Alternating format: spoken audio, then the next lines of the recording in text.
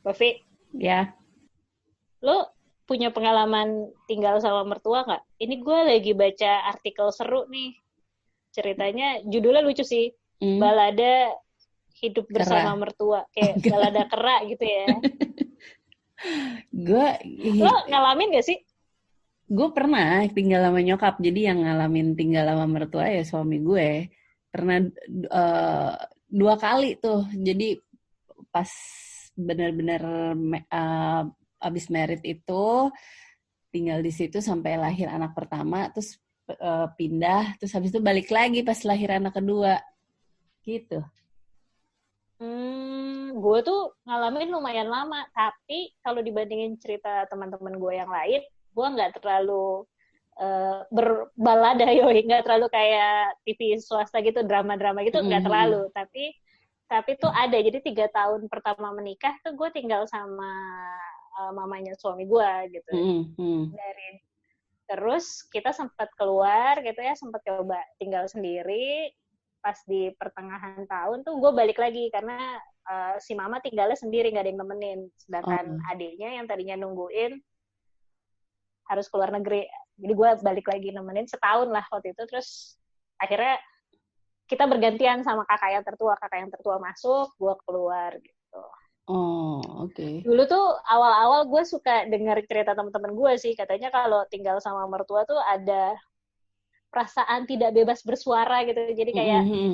nggak enakan, ditahan-tahan. Nah, gue nggak ngalamin, tapi gue ngalamin adaptasi yang lumayan dari beliau, mendapati Mm-mm. menantu yang kayak cocok rowo gitu ya. Ah, Orang baru ngomong sampai B, gue udah sampai Z kan, ah, gitu ah, panjang. Tapi yang gue penasaran, ini kan gue selalu dapet cerita dari teman-teman perempuan tentunya. ah, ah, Gue tuh ah. penasaran kalau bapak-bapak tuh ya, kalau yang cowok-cowok tinggal sama mertua tuh ngalamin gak sih friksi-friksi asik? Bahasanya udah keren banget nih, friksi. Bisa kali Mbak dipanggilin Mbak teman Iya kita yang nih, satu ini. kita punya tamu spesial nih teman-teman. Ini dari ayah Telurnya 2 ASI. ya kalau spesial. Soal telur 2 sama karet 2. Pedes berarti. Pedas. Ini temen dari ayah ASI. Kita langsung panggil aja ya, Pak Mamat. Silakan masuk. Hai, Hai Pak temannya Mamat. dari Ayah Asi. Halo Bu Nih. Via, Bu Ega. Hai. Hai Sehat-sehat Pak ya. Mamat. Terima Sehat kasih nih Pak Mamat Alhamdulillah. meluangkan waktu Pak untuk Mamat kenalan ngobrol-ngobrol. dulu dong. Gue Rahmat Hidayat, nama lengkapnya Agus Rahmat Hidayat karena gue lahir di bulan Agustus yang penuh rahmat dan hidayah. Wis. Penuh dengan doa ya. Gue suami dan juga ayah, 1 orang istri, kemudian 2 orang anak. Yang pertama laki-laki umur 10 tahun, yang kedua perempuan umur 5 tahun. Kebetulan udah gak menyusui, jadi sebenarnya mau resign dari ayah ASI, tapi gak jadi-jadi ini. Kagak dibolehin. Nggak dibolehin kan udah ini Gak jadi dibolehin. ketua Seumur ayah ASI hidup ya, forever. forever. Gimana nih, kita mau ngomongin apa nih? Gini Pak Mamat, tadi kan aku sempat bahas tuh sama Mbak Via, Ya, gara-gara baca artikel tentang balada hidup sama mertua. balada Nah, hidup. kalau cerita yang aku dapat tuh dari perempuan kan, aku pengen denger sebenarnya kalau bapak-bapak tuh ya, kalau cowok ngalamin nggak sih apa namanya kayak yang dirasakan para perempuan ini asik. Kalau Pak Mamat sendiri punya pengalaman hidup sama mertua nggak sih? Gue sih tinggal sama mertua dari awal nikah ya sampai sekarang. Hmm. Jadi udah 10 tahunan lah ya.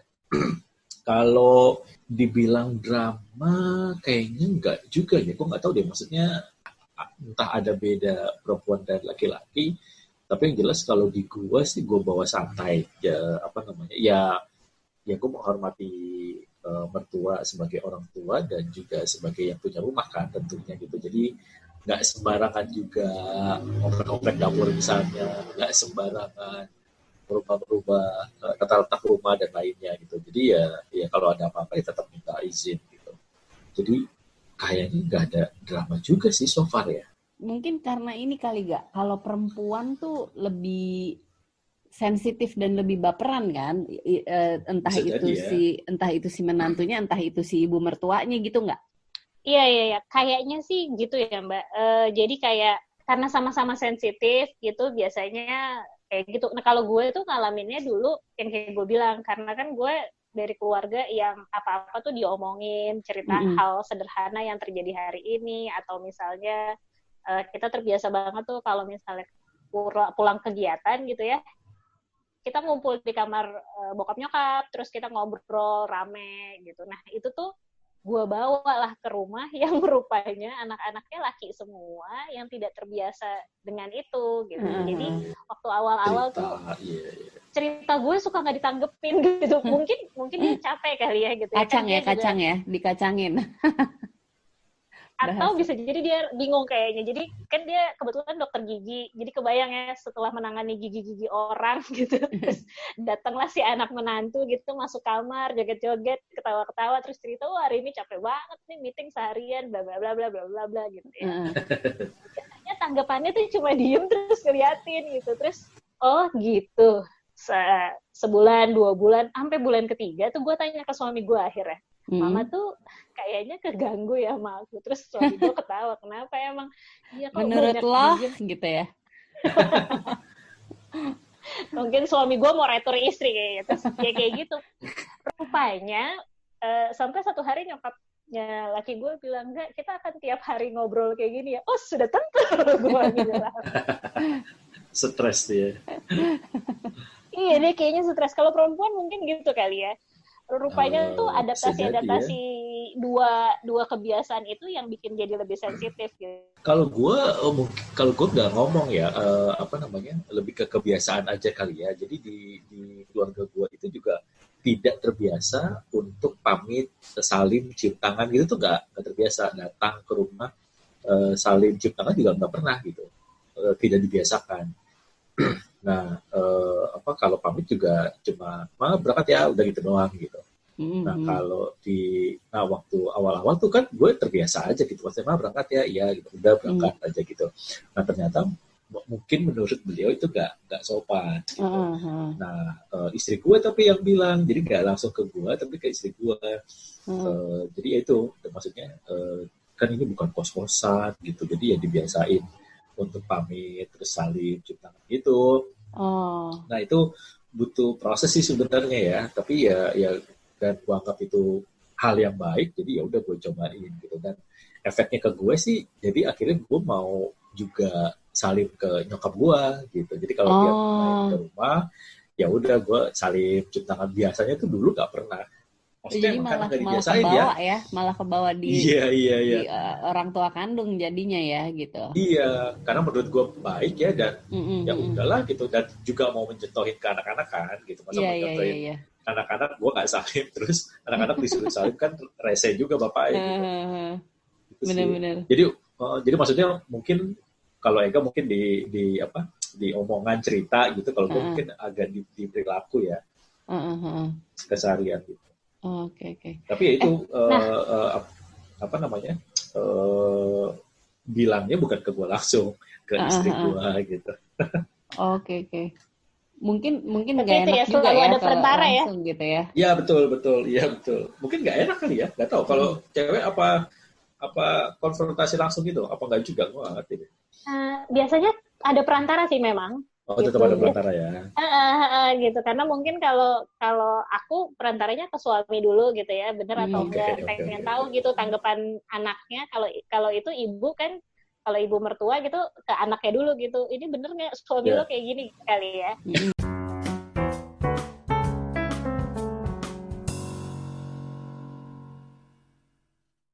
Nah, Pak Mamat, terkait tinggal sama mertua, ada nggak sih pengalaman paling menyenangkan gitu dan paling menantang pas tinggal sama orang tua? Sama mertua. Menyenangkan dan menantang. Oke. Paling menyenangkan itu mungkin gue sering disiapin makanan kali ya. Karena biasanya sama nyokap kan jarang ya, maksudnya karena sehari-hari, terus gue juga kebiasa kalau lapar dan gak ada makanan, ya gue masak sendiri gitu. Ya goreng tempe lah, ya bikin sambal, ya apalah gitu. Pokoknya ngoprek dapur aja sendirian gitu. Jadi nyokap juga nggak terlalu ribet gitu. Nah kalau di sini ya itu tiap pagi pasti udah ada makanan lah gitu ya. Atau pas gue mau berangkat kerja misalnya, udah disiapin buah-buahan gitu. Mau bawa nggak buah, mau bawa ini nggak, mau bawa itu nggak gitu. Jadi ya buat gue itu menyenangkan sih ya. Jadi nggak perlu mikir sarapan apa lagi gitu. Nah kalau tantangan apa ya? Tantangan sih kayaknya nggak terlalu gede sih, nggak terlalu banyak juga ya. Adaptasi menurut gue juga nggak terlalu susah karena apa namanya? Ya gue masih menganggap mertua yang punya rumah, jadi ya gue ngikutin polanya dia aja gitu. Kalau misalnya sudah ada di dapur gitu ya gue nggak berani masuk ngoprek dapur atau bantu masak, itu kayaknya nggak juga tuh gue gitu. Nah cuma memang mungkin di istri ya ada kebiasaan-kebiasaan yang buat gue biasa aja, tapi mungkin buat nyokap mertua itu aneh gitu, kayak misalnya gue mandiin anak atau gue bikin kopi sendiri atau pulang gue ya nyiapin makan sendiri kan, nasi sendiri itu sendiri dan sebagainya gitu.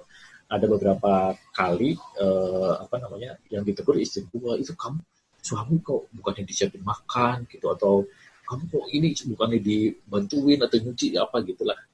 Buat gue sih itu ya kan nggak apa-apa gitu. Lagi nggak ada kerjaan juga gitu. Sama. Jadi kakak gue kebetulan ya perempuan gitu ya, tapi nggak tinggal sama mertua. Cuma ada satu hari bokap nyokap gue datanglah ke rumahnya. Pas datang ke rumahnya, dia lihat si suami baru pulang kerja cuci baju. Tentu ditegur kan, lah gitu ya. Menurut ayah saya kalau di keluarga beliau tidak ada tuh laki-laki cuci baju gitu. Bantu ngurus anak iya, tapi part cuci baju tuh menurut dia ya kalau nggak bisa dikerjain gak usah dipaksain gitu. Masa iya baru pulang kantor gitu. Seminggu kemudian sih baru ditegur. Jadi begitu kakak datang ke rumah, dia ajakin ngomong lah di ruang tamu gitu, ruang ruang favorit kami untuk membahas masalah. Kan biasa ya kalau anak bungsu kan ngintil pengen tahu ada apaan sih gitu ya gitu kan. Terus ngedengerin, terus bokap gue bilang, kamu nggak boleh kayak gitu, suami tuh udah capek pulang kerja. Dalam hati wow cuma gara-gara nyuci gitu kan. Iya. Beliau yang kena gitu, padahal mungkin dia dalam hati berpikir, yang anak siapa sih, gue apa dia sebenarnya, kok gue yang ditegur gitu. Gue ditegur sama orang tua ya paling ini aja sih, paling kayak kalau misalnya suami pulangnya tuh setelah jam makan malam gitu, biasanya nyokap suka ngingetin aja gitu, jangan lupa nanti dia mau makan malam. Gitu, dia udah makan belum gitu. Jadi gue diingetin sama nyokap gitu, tanyain suami lo udah makan belum gitu. Iya. Mau nyiapin apa gitu kan, kayak gitu. Padahal sih. Lo mau tidur ya. Padahal gue udah ngantuk banget. Iya. Tapi gue inget banget nih ya, waktu masih tinggal sama nyokap, itu tuh hal yang paling menyenangkan adalah ininya sih, co-parenting. Jadi untuk ninggalin anak-anak kita betul. Pergi sama suami gitu tuh ya nggak worry gitu loh, karena di rumah ada eyangnya gitu kan, ada adik gue kayak gitu, jadi seneng sih bagian itunya. Betul. Kalau perbedaan pola asuh, Pak Mamat ngalamin nggak? Kalau gue tuh sempat ngalamin, Pak Mamat. Jadi salah satu friksi kami adalah perbedaan pola asuh. Tapi untungnya Mama tuh tipe orang yang mau dikasih tahu, asal ngasih taunya di waktu dia sedang menjalankan hobinya gitu. Misalnya lagi ngurus tanaman, terus kita ngobrol, atau lagi di kamar gitu sambil pijitin dia, nah tuh dia mau terima. Ya pokoknya yang dalam suasana santai lah ya gitu ya. Tapi emang ada friksi itu, karena masih terbiasa yang kayak kalau misalnya jatuh yang disalahin ubinnya atau kepentok yang disalahin mejanya gitu. Kalau gue sih involve banget sih, mertua juga enggak ya, maksudnya ya tetap membiarkan gue sama istri gue mengasuh anak-anaknya gitu, tapi memang ada beberapa kali komentar yang menurut kita ya nggak cocok aja gitu, misalnya kayak kamu anak cowok nggak boleh nangis gitu misalnya, atau nggak boleh ngomongkan terus gitu, atau ya hal-hal yang lain lah gitu ya. Nah tapi kalau kayak gitu biasanya langsung dikontak sama istri gue sih gitu, kayak nakut-nakutin nanti ada polisi datang loh gitu. Tapi istri gue yang nanggepin sih, jadi nggak terlalu ekstrim juga ngatur soal pengasuhan sih. Tapi dulu ada cerita soal ini pada saat menyusui. Jadi dulu kan anak gue lahir prematur tuh. Nah, ninggalin orang rumah kan cuma ada nyokap sama tante waktu itu. Nah, itu nggak sabaran pakai cup feeder, nggak sabaran Mm-mm. pakai gelas kecil gitu untuk kasih ASI perahnya. Berinisiatif lah untuk menggunakan dot, botol dot. Jadi Mm-mm. sempatlah pas kita tinggalin pulang-pulang pergi itu, lah kok ini anak nggak bisa nyusuin lagi gitu. Karena Uh-huh. masih kecil waktu itu, masih hitungan bulan lah. Pas ditanya-tanya, oh ternyata pakai botol dot. Ya akhirnya kita belajar nyusuin lagi. Tapi pada titik itu ya akhirnya tetap belajar gitu. Maksudnya mau ngikutin apa yang kita inginkan ke anak-anak gitu. Enaknya sih karena istri dekat sama nyokap ya dan sering ngobrol gitu ya, jadi lebih mudah untuk bekerja samanya gitu.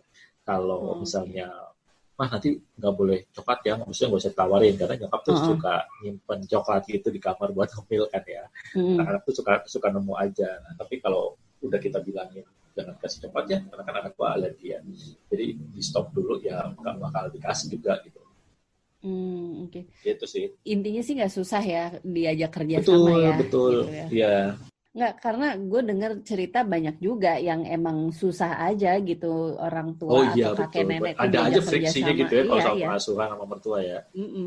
Kayak udah makanan Pak Mamat sehari-hari nih banget.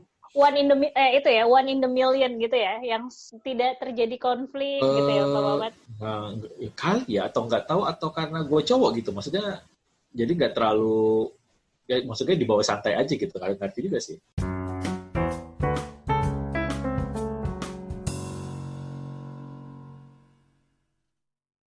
Nah, gue Hmm. penasaran, pernah nggak sih istri ngomong, wah tadi tuh disuruh sama mama gini-gini.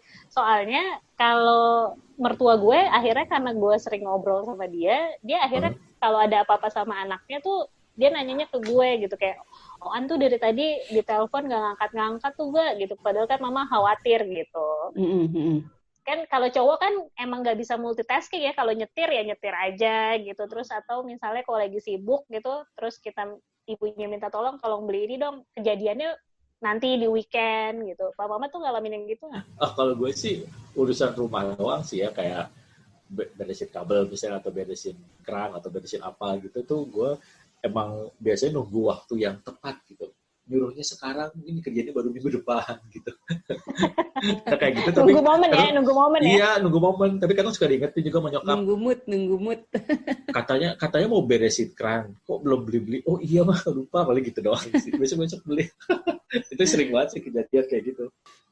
Iya, Kalau lo ada nunggu nggak momen yang pas lah. konflik-konflik besar gitu? Nggak, maksudnya kalau gue sih waktu itu, kalau sama yang gue inget-inget ya gitu, waktu masih tinggal sama bokap nyokap sih, nggak terlalu banyak sih yang konflik-konflik kayak begitu gitu. Paling ya suka sebel, kayak dulu kan bokap gue ngerokok gitu kan. Oh, Ya oke. suka sebel kayak gitu aja sih, yang kayak enggak kok ngerokoknya udah jauh-jauh gitu. Ya tapi tetap aja bau, yang kayak gitu-gitu Iya, sih. iya, iya, Yang kayak gitu.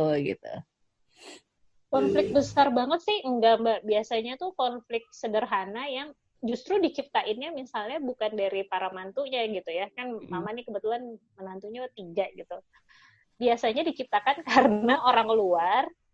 Kan mama orangnya sabar banget gitu, misalnya ada orang luar bikin kesel, mama tuh yang tipe kepikiran gitu, Mhm. nah nanti dia sakit atau apa, nah kita Oh, tuh kok gemes bawa itu ya. aja gitu. Dan si ntar kalau lagi sensitif gitu, apapun yang saran dari kita gitu, kadang-kadang mama juga jadi baper gitu. Nah kalau kayak gitu tuh tunggu timingnya gitu, biasanya kita majuin anak bungsu deh tuh, anak laki-laki yang bungsu buat lo yang ngomong deh pe gitu, mama jangan jadi pikiran gitu gitu. Kita sih kalau yang konflik gede banget sih nggak ada sih, karena sebenarnya gue beruntungnya gue dapet mertua yang santai gitu, walaupun misalnya gitu ya awal-awal masak rendang gitu gue diliatin sama dia, ditanyain ini bumbunya apa, karena kan orang Padang ya, jadi kudu kudu bener nih gue Kudu masak pas rendang buat rendangnya. anaknya gitu kan, jadi ditanyain sama Mhm. dia menu udah pas belum nih gitu. Kalau yang lain-lain enggak, malah dia pernah ikut sesi kerangkul secara Ah, nggak sengaja, karena serius? dia iya, gue pernah sesi di Rawamangun. Ini antara grogi dan tidak, karena gue akan ngomongin dia tentunya. Heeh. Di sesi gue biasanya bahas tentang teknik komunikasi sama hubungan reflektif tuh selalu bawa perbedaan pola asuh di keluarga nyokap sama di keluarga gue gitu, karena itu yang jadi crucial momennya kita tuh adaptasi di awal gitu. Dan dia habis dengerin terus dia ketawa-ketawa, ya emang kayak gitu bahwa dia juga terkaget-kaget gitu, sialan nih dapet anak mantu gitu kan, modelannya kayak gini gitu. Kalau yang lain nggak ada sih, Pak Mamat pasti nggak ada tadi dia bilang halus ya, nggak ada konflik ya. Iya. Ya alhamdulillah ya, alhamdulillah. Betul. Karena kan gue sebenarnya tinggal sama mertua juga nggak ada pilihan ya, maksudnya dari awal memang sudah di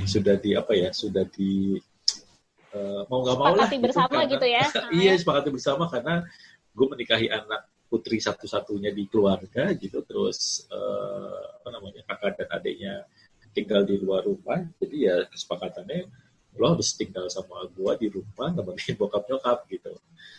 Ya udah, gak ada pilihan lagi gitu, dan ya mencoba beradaptasi aja gitu.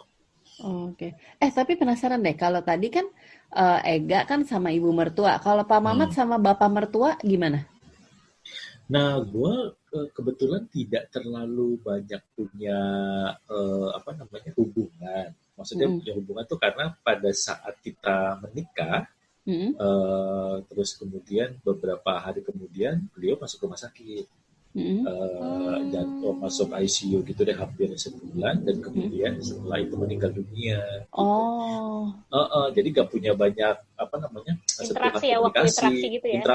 interaksinya tuh waktu pacaran juga nggak terlalu banyak kan ya, lebih banyak ke anaknya gitu. Jadi nggak banyak ngobrol satu sama lain sih. Jadi emang lebih banyak ke nyokapnya sih.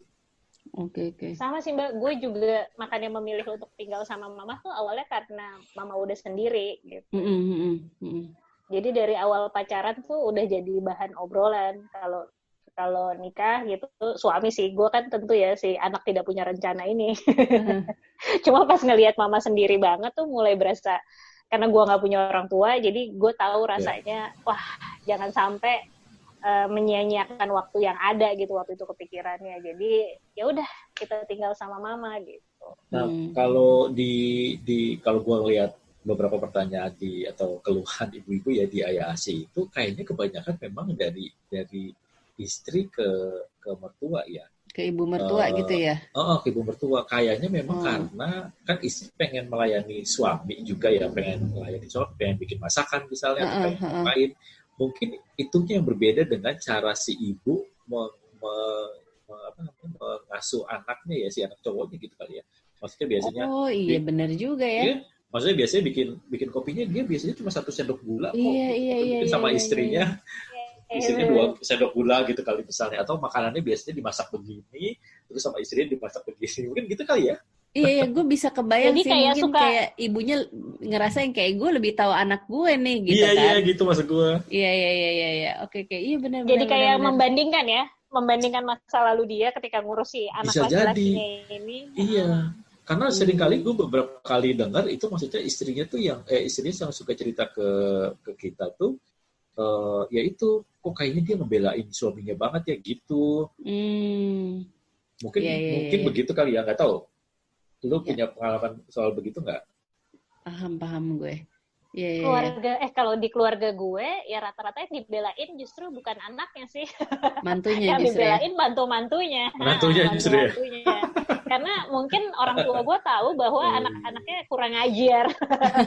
gue nggak ngalamin sih, Johan tuh nggak ngalamin, tapi kebetulan kakak-kakak gue kan jaraknya jauh. Jadi mereka ketika mereka menikah tuh bokap nyokap masih ada gitu. Jadi kelihatan banget tuh kalau misalnya gitu ya, kakak gue yang cowok gitu melakukan sesuatu pulang telat aja, istrinya sih nggak manyun-manyun amat gitu, tapi nyokap gue udah nge-sense gitu bahwa kayaknya kalau pulang telat nggak enak gitu, jadi dia ngomelin anak lakinya.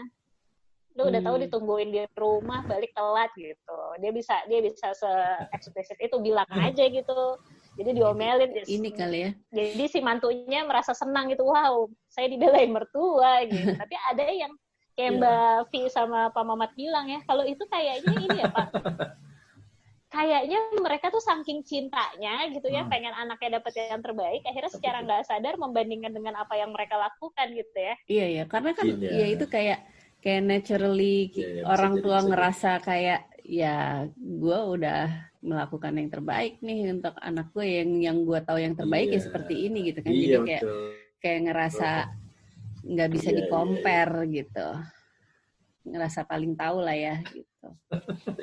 Tapi ya seru juga ya memang ya. Banget. Ini ngomong-ngomong ya, kalau misalnya ada teman-teman yang masih belum puas gitu mengulik tentang prahara rumah tangga bersama mertua ini, kebetulan kita akan ada acara nih ya, tanggal 2 Oktober, bener nggak? Benar, kita akan ada YouTube live judulnya Prahara Keluarga. Asik. Judulnya udah kayak judul-judul sinetron ya. Prahara Keluarga. Yang akan dibintangi oleh Pak Mamat dan mertuanya. Posternya sudah tayang hari ini. Oh my God. Posternya sudah tayang di semua medsos keluarga kita. Teman-teman cek jadwal, salah deh tuh. Teman-teman pasang alarm di kalendernya, di handphonenya gitu ya, tanggal 2 Oktober jam 19.00 akan ada YouTube live Pak Mamat bersama mertua tercinta dan pasangan ibu dan anak juga dari Rangkul Surakarta.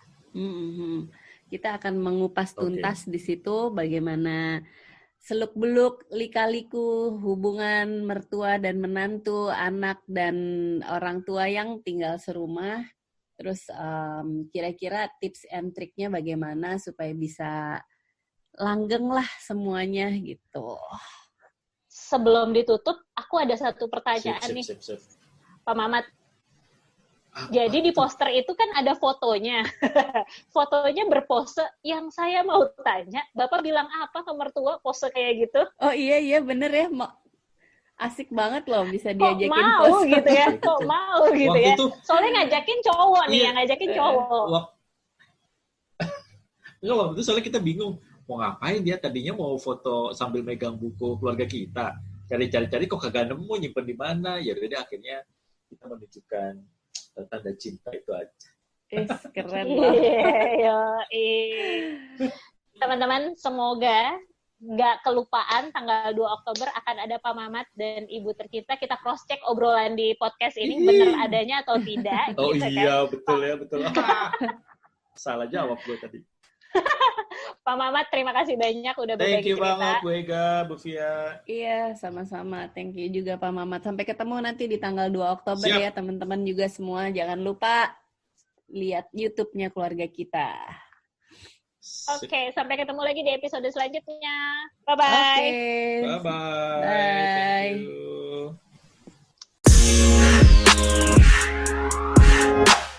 Oh, thank you.